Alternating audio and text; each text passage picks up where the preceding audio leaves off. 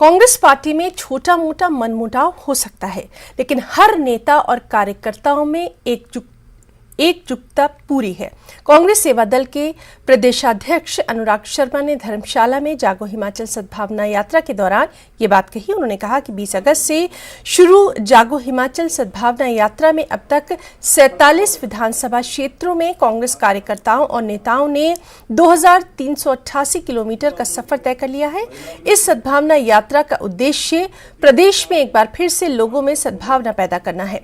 भाजपा सरकार ने अपने 5 सालों में केवल हिमाचल के लोगों को ठगा है।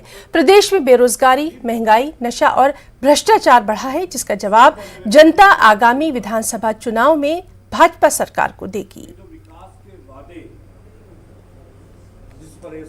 इस यात्रा का जो विषय है, आज आरएसएस की जो मानसिकता है, विभाजनकारी जो ताकतें देश और प्रदेश में है, जिस ताकतों ने आज वर्ग, धर्म, जाति के नाम पर हमारे समाज को बांटने की बात रखी है, तो आज फिर से एक बार देश की एकता, अखंडता और अस्मिता जो है वो खतरे में है। इसके लिए यात्रा निकाली गई और हमारे सेवा दल के जो साथी हैं आज फिर से ये संदेश लेकर जनता के बीच जा रहे हैं कि सद्भावना की जो एक रीत है, सद्भावना का जो एक संदेश है, फिर से पुनः स्थापित हो हमारे प्रदेश के अंदर और समाज फिर से एक विकास की आयाम की